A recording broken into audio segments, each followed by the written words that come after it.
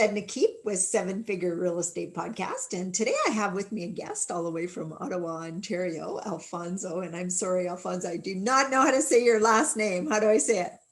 Quadra. Quadra. Oh, I love that. That's such a beautiful name.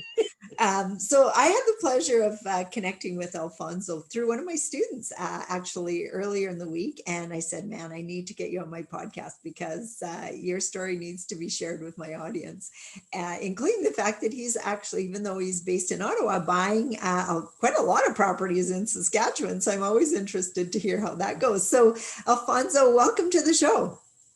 Oh, it's a pleasure. I mean, I think we've met a few times in the past, but we finally got to, do a one-on-one together, and it was like a match made in heaven. It was exactly it's like we knew each other for years and years and years. It felt like it, yeah. To honor you today, I wore my fuchsia blazer. I love it. I love it. Because I'm like, you're a firecracker. Like you're out there, the hair and everything. You have a lot of energy, and I'm the same way. People say, Alfonso, like you have so much energy, yeah. And that's imagine two people that get together with that much energy. We'll do great things, Alfonso, won't we? So give us a little bit of background, Alfonso. What did you used to do before you got into real estate, and what got you inspired to be in real estate? Well, I was a business owner. So I started as a business owner, entrepreneur. A bit of backstory. I come from Latin America, El Salvador to be specific. Okay. Before the age of 9, I was in 2 wars, and I immigrated to Canada as a refugee. Oh, yeah. And pretty much started with nothing. We came here with nothing. I was 9 years old. My mom is a single mother. Had issues integrating into the school system, frustrated. I don't know about you, Edna, but, I felt like there was nothing really resonating with me in school, Very much so. I remember being 10 years old, and I asked a very simple question to one of my teachers, because I kept hearing this word mortgage being thrown around. And I said, what's a mortgage? And the teacher said, you won't believe it. She's like, a mortgage is something you get when you're older. That was the answer, right? She had. So I'm like, geez, I think even at 10 years old, I knew that wasn't acceptable, right? I mean, she couldn't really describe what a mortgage was. So, I had struggled in school, and eventually at 15, I dropped out of high school. And because of some conflict at home as well, I also left home, and now I'm 15, homeless. Originally, I immigrated to Vancouver, but I had moved to Ottawa. So, panhandling for change, sleeping in banks. And I had a life-changing moment. And that's when I became a father. I was 17, became a father to this, beautiful little girl. Her name is Talia. I have 2 daughters now, Talia and Alicia. But it changed my life. It gave me purpose. It gave me a reason why. And as you know, you have to have a purpose. There has to be a reason. It can't just be for the sake of making money for the sake of making money. You have to have a reason why. Yeah. Totally agree with you. Well, we have more in common than you can even imagine then, because I was a single mom at age 16. And yeah, that I tell everyone that's what started my drive, was at that age, now that I look back. So totally can relate. Yeah, I mean, we definitely do not want to encourage for kids to have kids. Exactly. You don't have to, and I do a lot of talks for a lot of young people, and that's not what we're not saying that you need to have a kid to find purpose. Mm-hmm. Purpose could be anything in your life. It could be, you just need a reason why you want something. Maybe it was like negative Uncle Billy Bob that told you could never do it. And that never amount to anything, right? Yeah, it's just, what are you going to hold on to? And for me, it was that little girl. I wanted that little girl to be proud of me. And so at 17, I went back to high school. I started a small little business. I was selling jeans and T-shirts out of my locker in high school. Oh, good. And I also had a full-time job. So I was going to school full-time, had a full-time job, $5 an hour. That was the minimum wage back then. Yeah. And then I realized something extremely powerful, Edna, the power of profit, right? So an hour of my time was worth $5 an hour. But on the other hand, I can make a $40 in a 10-minute transaction by selling a pair of jeans that I bought for $20 for $60 in school. And so I knew at 17 that I was going to pursue profits for the rest of my life. So when I graduated high school, 19, I said, I want to have my own like physical location, right? This is before the internet. Yeah, this is yeah, before yeah, you exactly. could needed like brick and mortar to do things. Yeah. And so, of course, 96% of the people out there said I was crazy. But the 4% actually believed in me and they invested. And, you know, that was my first joint venture opportunity that I ever, my first capital raise, $2,700, right? Okay. Thanks to friends. And I managed to take that small investment of $2,700 and I turned it into a company grossing in the millions across Canada. And, you know, I thought I had made it. You know, by 21, I had created a funnel of money that it was like nonstop, stores all across Canada. I'm 21 years old. But the problem for me was that I was very much a consumer. And, you know, 21 years old, I grew up with nothing. Yeah. And so, you know, I'd spent all the money and I didn't think about recessions, corrections, or things that would happen in the industry. And so when 9/11 came, it would actually, the economy contracted. It was like a mini recession. And I wasn't ready. I wasn't ready. I had no reserves. I had nothing. And it almost took me out. Right. Mm-hmm. And I was so down on myself, at myself. I was so upset. And I was like, how could I let this happen? How could I put my family in such jeopardy? Yeah. And so this is when I started reading Rich Dad, Poor Dad, Think and Grow Rich. And what I discovered was, you know, I figured out how to make money, but I didn't know how to keep it. I didn't know how to manage it. Of course, I never came from, my family never had money or had businesses. Exactly. And so I realized that the common thread amongst all of these wealthy people, because, you know, I went from Rich Dad, Poor Dad to like hundreds of other books, was that all of them had multiple sources of income and they all included real estate. Yes. And I said, that was my problem. My problem was I only had one source of income. Yeah. Right. Yeah. And so that's when I started about 20 plus years ago, or about 20 years ago, I started, and I chose specifically multi-res because I looked at consumables and I looked at a house like a consumable. And it's funny, like Rich Dad, Poor Dad, it talks about how the single family house is a bad investment, but we all like skip. It's like 20 million copies sold. Everybody skips over that part and they're like, I'm going to buy my house first, right? Yeah. It's like Monopoly. No, where in Monopoly does it say buy your house for yourself? Or where does it say stop at the green house? The whole objective is to get to the red hotel. Yeah. And so that made a lot of sense to me. And that's when I started, reduce my life, change my entire life, reduce all my expenses, went into multifamily. And then 2008 came. And when 2008 came, it gave me some flashbacks of what I had gone through with that mini correction, but I was in a better situation. My expenses were extremely low.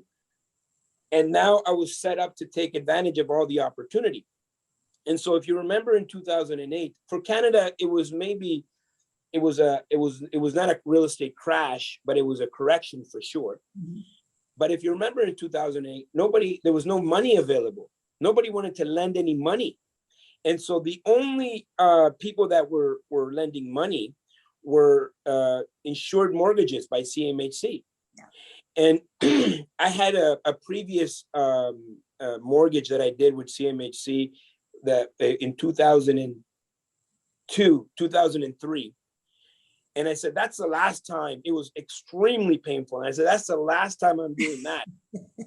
But then those mortgages were the only ones around. And if you know, it's like pulling teeth with those people. I mean, it's like painful. But then I started to ask, good questions. I'm like, well, why do you guys underwrite? Why is your evaluation always coming in so different than when we're buying the properties? And then, so the answers that I was getting back were like, well, this is a Canadian owned organization and they don't want to lose money. Well, I don't want to lose money. Who wants to lose money? We're on the same page here. Yeah, and so I started to really look at the way they underwrite their properties, with the repairs and maintenance, vacancies, and all that. And I started to adopt the same underwriting philosophy to the way I was buying properties.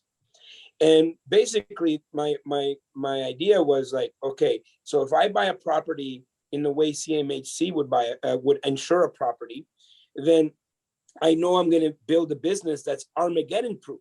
Yeah. And, I could, you can't go wrong with that. And so that's when it all started. I started buying apartment buildings and leveling up. And then now we end up here with this portfolio across Canada, being, an educator and, loving what I do. What is the size of your multifamily apartment building portfolio right now? Oh, so we got rid of a lot of stuff. I don't know about you. This has been a good time to sell, right? But we're roughly around just under 500 doors. Okay. Yeah. Now, one of the things that interested me when you and I started talking is that you started buying in Saskatchewan, even though you're from Ontario. And a lot of people from Ontario think Saskatchewan is the worst place to invest ever. What was your reasoning behind that? Yeah, so you'll like the story, I think. I think I will. So I had a little bit of experience. So when I had my retail empire, I did have stores in Saskatchewan and Regina. Unfortunately, I never spent much time there because it's kind of like this province in the middle of the country. Like you have all this land. And you got this province, and there's about 1 million people in the province, but everybody's so spread out. I think the joke I heard one time is you can watch a one-legged dog run away for days or something. So true. But we have the most beautiful sunrises and sunsets. Oh, the Northern Lights. Of course, forget about it. Don't get me started in the Northern Lights. Yeah. And so I actually fell in love,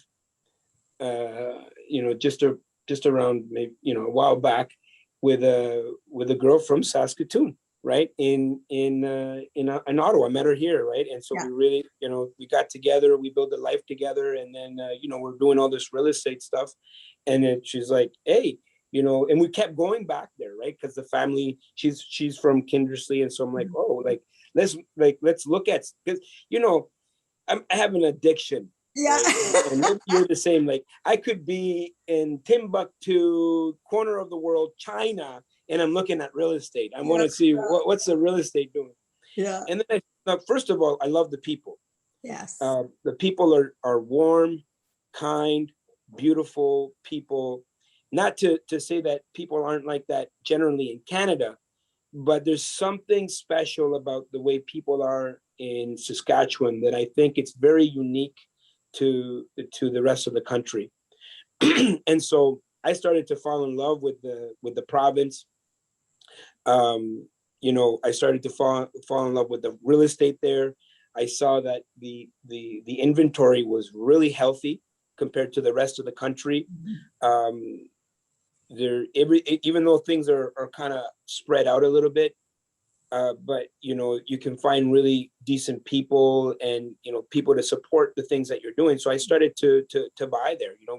We bought in, as like Melville, Hudson Bay, all these places, Saskatoon, and all that. Yeah. And so it was kind of like it got sparked with love, and then that's why we ended up investing in Saskatchewan.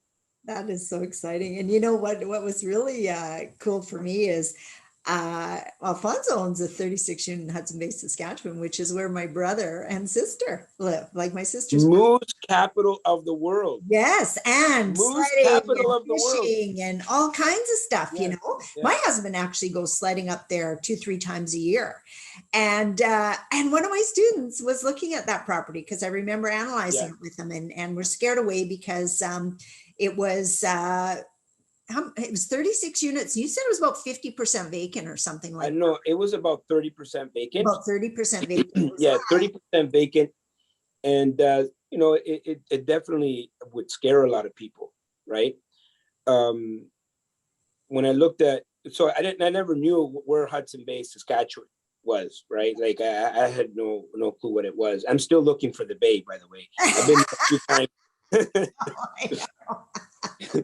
Yeah, I didn't see a bay yet. I don't know which one is the bay. Where's the bay? Yeah. But you know, I went. So we went. We started to we analyzed that deal, and you know, there was a few things that I liked about it. First of all, purpose built. We love that purpose built, solid building. Of course, the boiler was about to go or whatever, and it seemed to be overpriced. And I think that's why a lot of people didn't look at that, because you look at the price. I think the price at that time was about 900,000. Mm-hmm. Yeah. And based on the numbers and where the property was at that time, and in the condition of that boiler, it was overpriced, right? So then I believe at the same time, Alfonso, the sawmill had one of the sawmills had just closed, right? I think it was like 2 years prior or whatever. Yeah. But yeah. So I mean, obviously that has an effect on it, right? It's like, this is what because the town, I don't know. My wife, she looked at the population. She's like, the population is only 2,500 people. Mm-hmm. And I said, as long as it doesn't go under 36. You know, because I'm like, as long as everybody lives in my building, I'm okay, right? Yeah, exactly. I'm playing around, but you know, it had a lot of promise, and at 900,000, it definitely wasn't worth it wasn't worth it. And so it came by my desk a few times, and I think it was I think it came back at, they had reduced the price, so they had someone that it was under contract at some point, and the price, they couldn't get financing or whatever. Mm-hmm. I don't know why that deal fell through, but it was like they had it under contract for like 850 or something. And then it came back. They're like, okay, the seller is motivated. You know, we know that you looked at it, and you know, I said, okay, well, like, I haven't been there. You know, I look at the numbers, so I put it under contract. I think it was at 775. I just tied it up. I'm like, okay, I'm not gonna. Sometimes I just want to tie it up. Like, quit thinking about it. Let's just see what they say. You know. Exactly.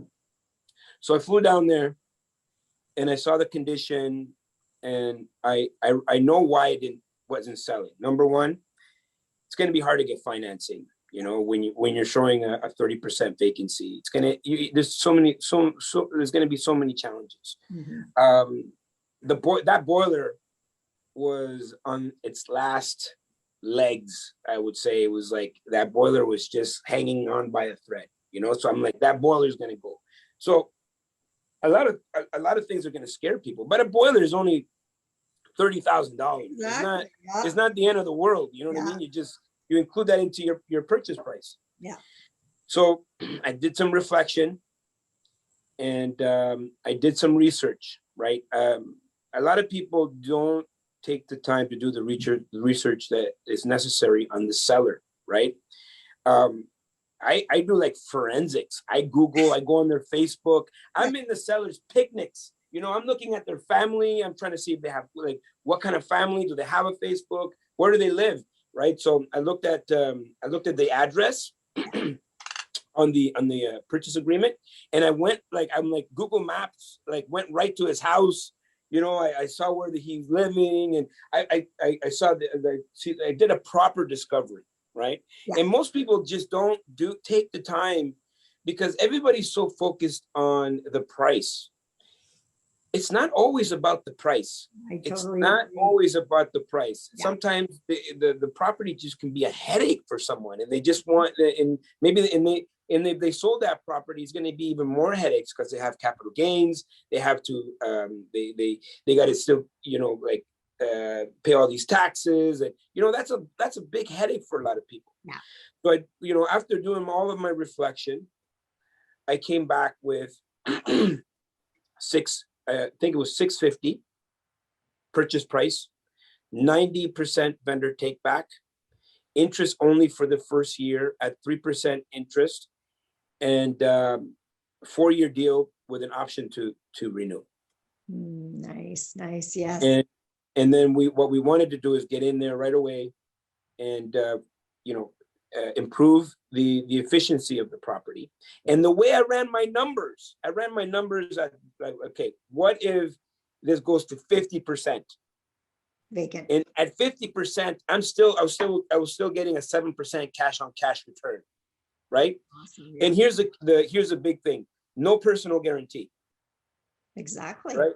Like the property is the guarantee. Yeah. Yeah. Right. And so, it's a no-brainer at this point, right? I relocated a couple from Ottawa, moved them into the building. We put in all our systems. Actually, the boiler went about 2 months after. Okay. And so we had to get a new boiler, which is great.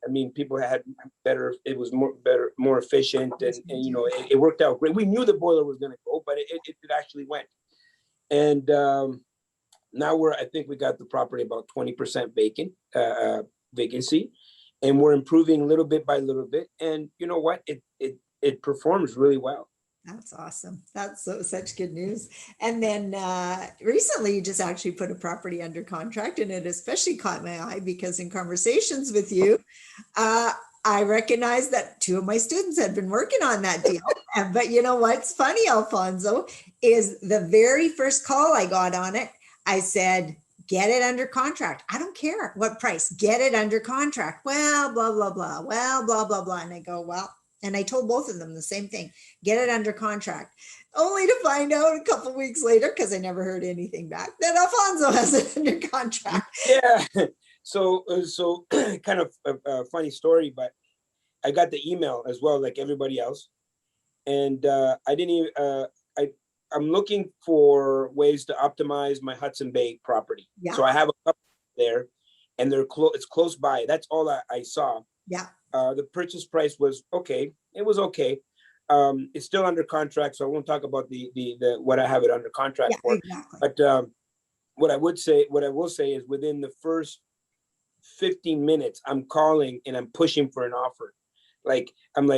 I'm putting an offer now. They're like, no, we want to hold offers. I'm like, no, I don't care what you're doing. I'm putting in my offer right now. You have to you gotta push your way in there, because you have, like, especially in this market today. Yeah. And people from Saskatchewan, everybody's really relaxed, but you have Ontario vultures, right? that are just, like, hovering, right? And so those smart ones anyway, right, Alfonso? When you recognize the deal, you recognize the deal, and it was so cool to know you're already buying here. But so then the next point, I just kind of want to say this real quickly. So I actually set you up on a call with one of my students who should have made the offer on the property, and he texted me this morning saying, "Hey, I just got off the call with Alfonso." I have to read this because I tell you, it's so funny. He says to me, "Edna, I just got off the call with Alfonso. Thank you so much for the introduction. I was so humbled by the conversation with him. Meeting him is definitely the highlight of the year by far. Thank you." And I said, "Even more than meeting me, ha ha." And what did you And say? Your you in 2020 highlight. 2020. That's last year. That's old news, right? And I said, oh, that's so awesome. So definitely a great person to get to know. And we're excited to see that you're still hot on Saskatchewan, because I have students buying in Saskatchewan all the time, like right now. Not just Saskatchewan, Ontario, Manitoba, Alberta, really good markets to be buying in. But I'm a big believer in Saskatchewan by far. I think it's really the most underrated province in the country. And as you know, the government's taken on massive amounts of debt, and we are potentially going to be in big trouble. And the only way to get out of that trouble, and this is just a personal opinion, is going to be through massive immigration. If we have a massive immigration policy where we're bringing more immigrants to Canada, you're going to see a spike in the economy, and everything, right? So I see that as the only way out for our government to actually, get out of this debt. And so some of those provinces that are, right now, like underrated provinces like Saskatchewan, those are the ones that are going to be receiving a lot of these immigrants. Yes. And I definitely see I see that as a massive opportunity in the next 5 years. Yeah, there's going to be opportunities for building too. So yeah, no, I totally agree with you. But I do have to go, but this has been absolutely amazing, Alfonso. It's my pleasure to get to know you, and I'm sure that we're going to end up doing something together. We're going to do so much together. We will, absolutely. And every time we're together, you'll see, I'm going to wear something fuchsia. Like I'm going to always honor you. Well, Alfonso, I do a live event, or I did up until the last year because of COVID.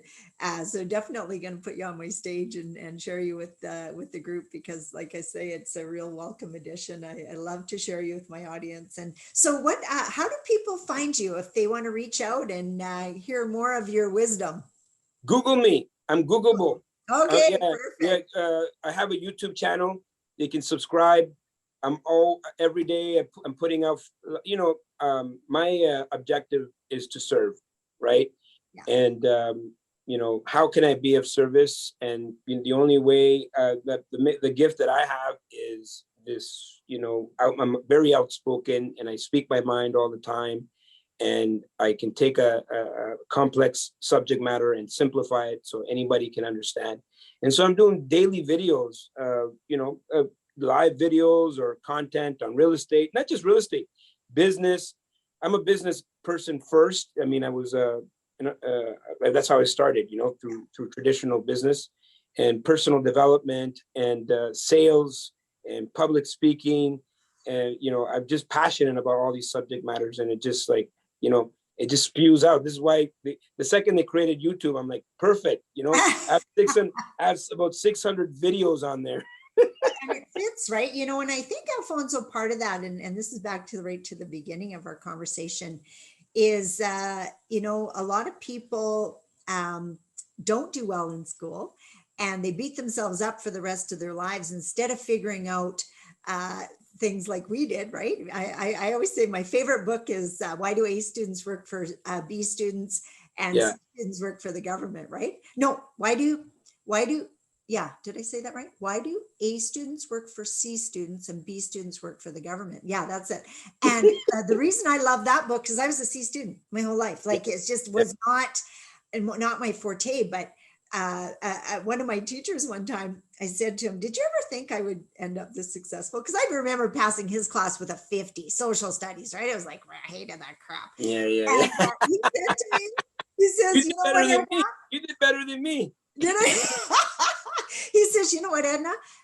I always felt that if you could maximize your do something that would really maximize your social skills, that you could be successful." And I went, I didn't even know that was a skill in high school. Yeah. I didn't know that was a skill. But isn't that interesting how you just, adapt, and your success wasn't meant, you weren't meant to peak in high school, people. A lot of people think they were, and a lot of people did. You know, they had 90s and I 98s and whatever. And it's like, yeah, that's not what life is all about. Well, you know what? For me, high school, well, it was dark moments for me. I actually dropped out at 15. I was homeless. But I went back the second time to prove something. I didn't ever want my daughter to say, "Oh, I'm not going to finish high school because you didn't do it." So I at least I wanted to finish my high school. But after high school, I knew exactly what I wanted to do with my life. I knew that I was going to pursue profits for the rest of my life. I was just never going to make it in the academic world. Yeah. And my mom, at a very young age, God bless her soul, she didn't know any better, but all she could teach me is like, you know what, get good grades. If you don't get good grades or you don't get a university degree, forget it. You're not, you're not going to become anything in the world. But what I discovered after I got into the real world is nobody ever asked me for a university degree or what my grades were in high school. All people want to know is my statement. They want to see my net worth statement, and they want to make sure that I have good credit. Those are the things that matter in the real world, right? And so never once did ask you for your report card, you know? And so all these things that I thought were important, which they are, I think there's a place for education for sure. I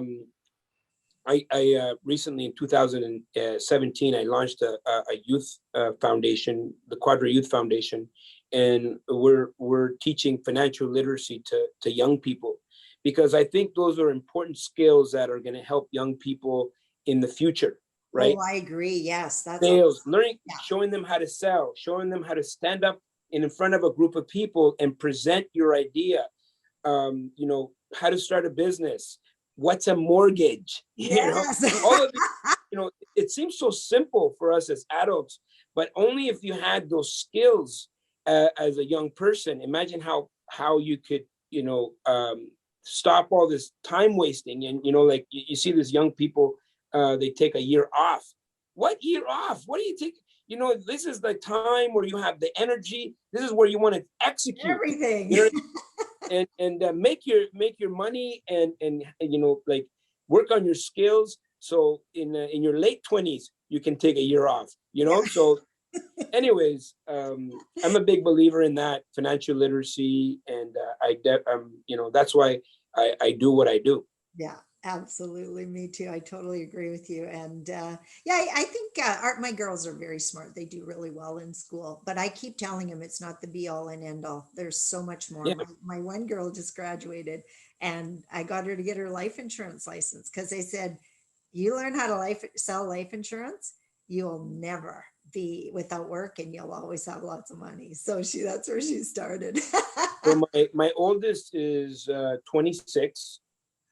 And she just started a MLM company. Like she joined shampoo. I don't know. I can't. I'm going to mess it up. I know I'm going to mess it up. Yeah. But it's. I think it's called Monet. Oh yes, yeah. And she asked me, like, Dad, what do you think of this? Because my friends are saying that it's a pyramid scheme or whatever. Blah, blah, blah. I'm like, that tells me that you're surrounding yourself around the wrong people. Right. This, for a young person, this is exactly one of the easiest ways to learn about business, learn about networking, building communities, building leaders, becoming a leader without at such a low investment. Yes. Right. Yeah. And I agree. and so I definitely encouraged, I said, I like, if you're doing this, do it, go for it, and put in all your effort. And the worst thing that could happen at the other side, you leave better than you were when you started. Absolutely. Yeah. You get some direction. Well, you know what? This has been such a pleasure talking to you, Alfonso. I'm sure we could talk all day, the rest of the day. We could talk But you know all what we have to day. do? We just have to get you back on the podcast again. I'm ready. I have another fuchsia jacket ready to go. I love it. Okay, well, thank you once again for being on my podcast. And like Alfonso said, if you want more information, connect with him. Google him. He's everywhere, especially on YouTube. Take care. Bye for now. Thank you for watching.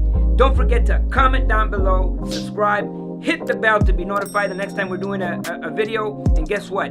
Like, share, dislike, I don't care! Let me see how that looks.